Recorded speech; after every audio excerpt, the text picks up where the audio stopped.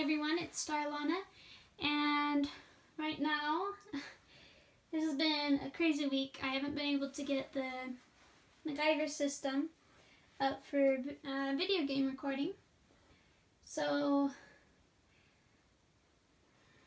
we're not going to be able to do that this time. But instead, we are going to be following some of my projects I've been doing. Currently, right now, I've been doing a cosplay project, and that in and of itself, since I kind of stopped trying to do the MacGyver system, has been taking a long time. And then I figured I might as well show you guys what I'm up to. So right now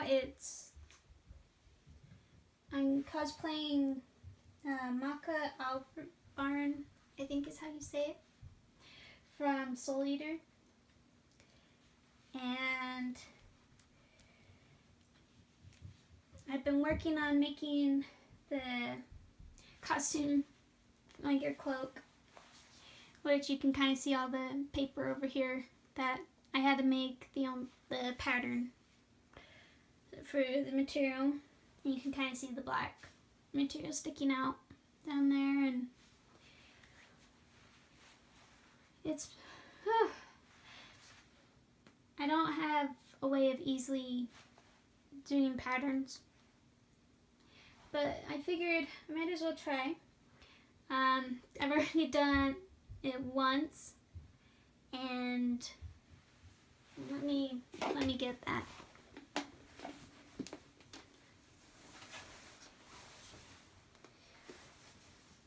I did it with a cheaper fabric here, and it didn't turn out how I wanted, but it was good practice. It's also really sheen material, which is why it was practice material. But the new material isn't. It's a lot heavier. And because I did it with this simple material first, I learned quite a bit. And I learned I hate making sleeves. So we're going to try it again. And I'm not going to do the sleeves for a while until I can figure it out. But I'm going to show you kind of the stuff I have to do when making the costume.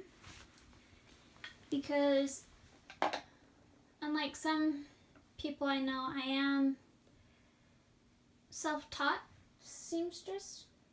I'm not very good because it's still learning, which is why I use practice material a lot. I get scraps from anyone and everyone to practice with. Oops, bumped the camera. And so we're just gonna go on like an adventure, I guess, on all the ups and downs of trying to make Maka's cloak and some of the other things. I will be also making the red and black plaid skirt that she wears, and I'll show you what I do for the wig, because it's not normal, I guess, at least from what I've been trying to find on YouTube as well. And I guess,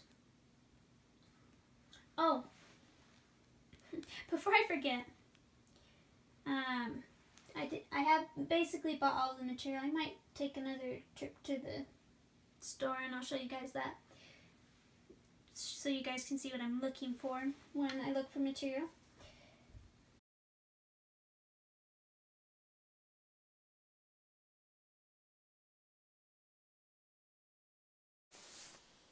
Alright, so right now I'm going to be working on the buttons. Oh, I forgot one of them.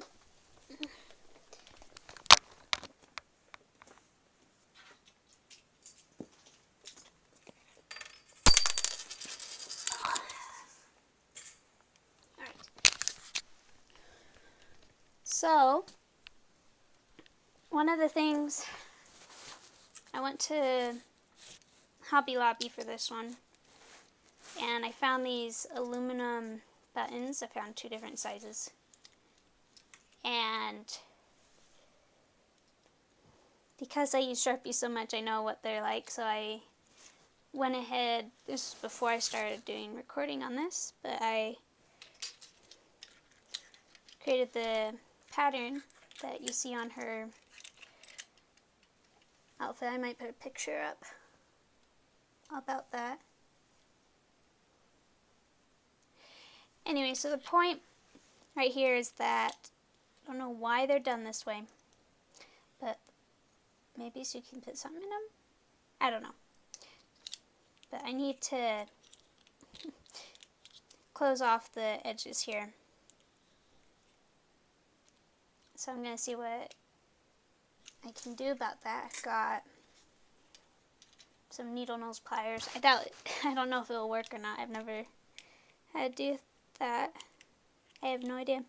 I just don't want it to I don't want it to damage. So, I might get some stuff to put inside of here to make it so it doesn't have problems and scratch up the buttons. I've got this gripper material. It's kind of dying, but it should work. I'm hoping that it will make it so this won't slip anywhere and somewhat keep it a little bit more protected. Hopefully we can get the buttons to stay put and not fall apart like that.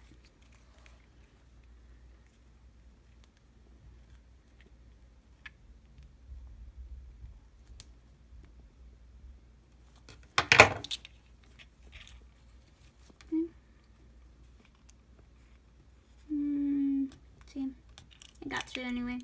Started scratching it. See if I can find a different material. Maybe some scrap.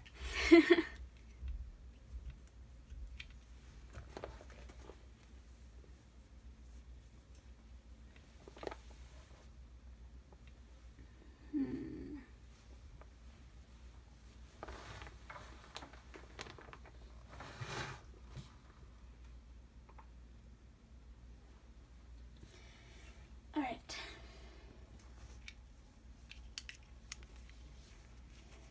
There's just some leftover scrap. And this cloth that I've got here from something I cut up that I was testing with. So I started there because I can feel it. It's not easy to see right there.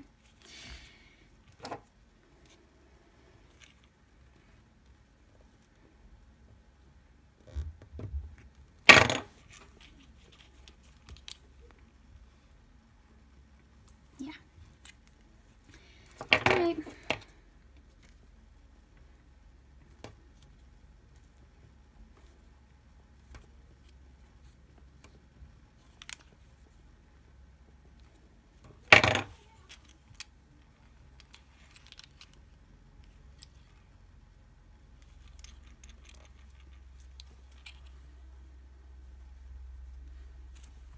This stuff's really tough. I might put this around that.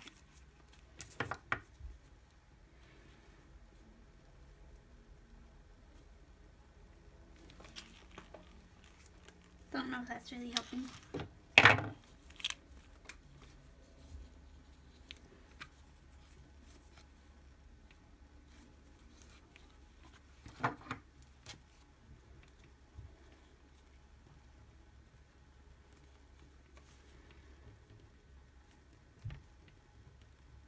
There you go, I can feel it bending.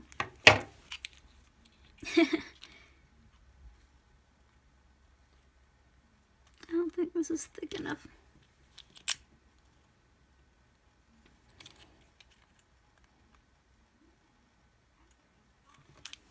Double it up.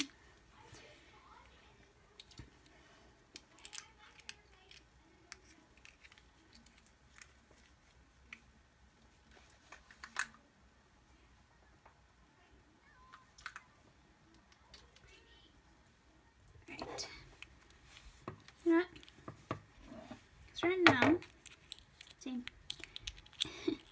it can still come out. So if we do this side, where I haven't done it yet, that should make it so it won't come out.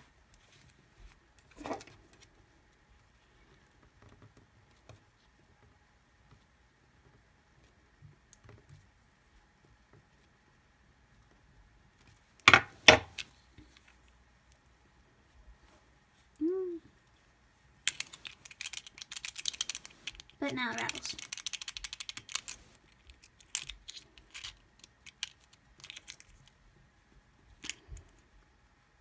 If I get a few more of these a little bit tighter on it, it shouldn't move. And then I won't have to hear that when I'm walking around. But that's the first one. I'm gonna speed up this so you guys don't have to see, because this project's gonna take a lot longer than the drawings.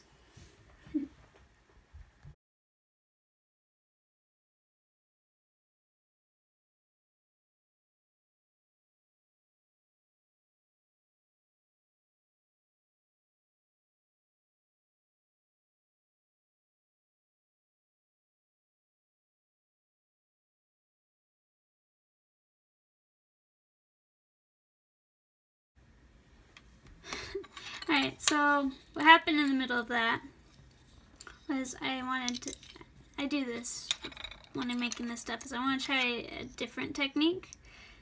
And that's where, because the only part that really matters about getting damaged is this top,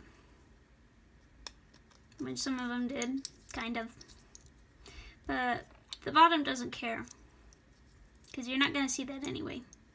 So that's why I had the button with the fabric like that, and I was just squishing it. But I mean, some of these don't have any sound besides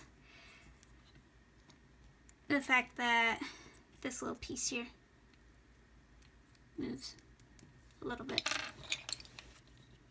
But other than that, there's not that much noise. So that's the buttons. I'm gonna put on another coat with the Sharpie on some of them because it kind of started rubbing off onto the fabric that I was using in several spots. So yeah, I'm not gonna toy with this button. I'll figure out something else to do with it later. Since I have an extra button. Unless maybe I'll use it to replace one of the small ones if I need it. Alright, on to the next thing. Alright, so right here, I'm just gonna do some little touch-ups because it's not as noticeable on this one. But like on some of these, the black is coming off. So I've got my Sharpie here. And it's really simple. I might find something to put as a protective coat so this doesn't keep happening. But yeah. This is also probably like the worst part about it, is depending on the angle you can actually get some of the old stuff to start trying to come off on here.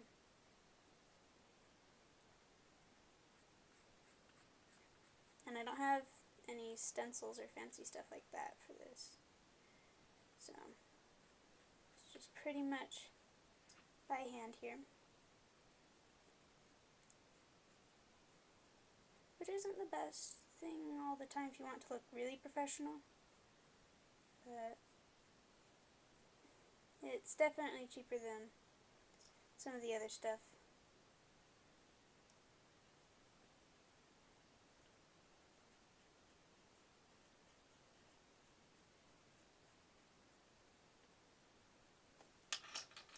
I'm gonna get a different marker here. This one's starting to die on me as well. Let's see.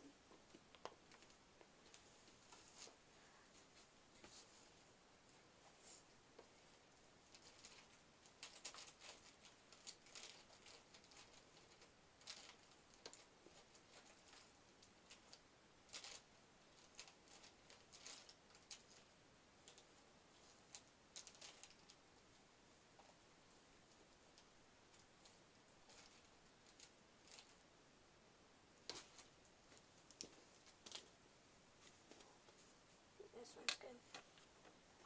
Let's see.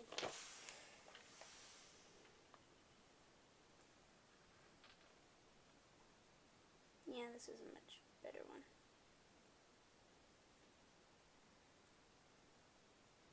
Now on these smaller ones, they were a little bit more flimsy. And I should have expected that, but I wasn't thinking. So when I was trying to fold the bases over, it started flattening the top. Because they're normally like that, somewhat rounded. And then on this one, yeah, you got a little flat. And it's got a few dents. It's not, thankfully it won't be too noticeable, and plus it's not like everyone's going to be looking for that. But if you get picky about that kind of stuff, you're going to have to figure out a different way that doesn't require as much force.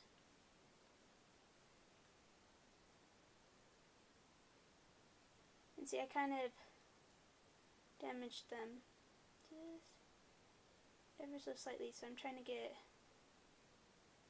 the black ink down in there. Let's see. So,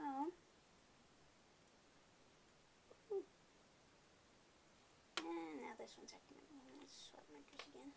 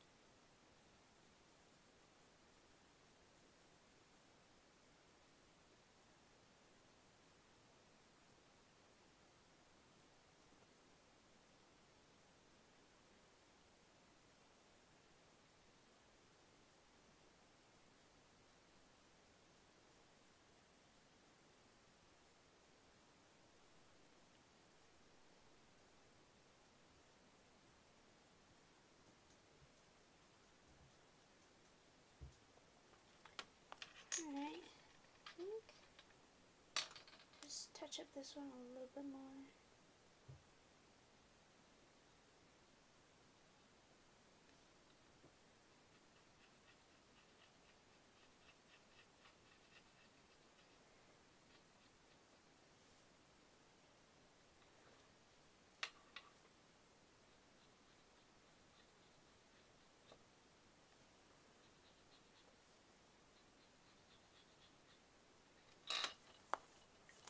Go back to the other marker.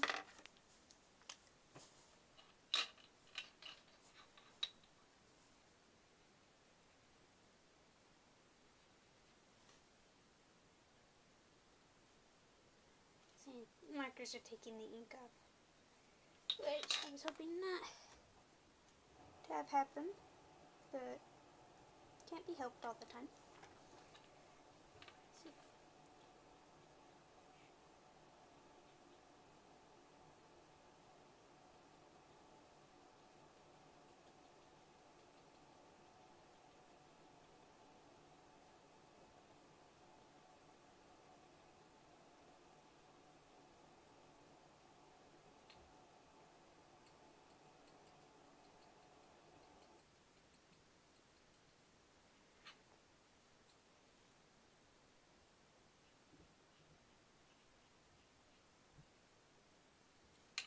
Yeah, alright. That'll just have to be good enough. So that's all of those. And that's everything then.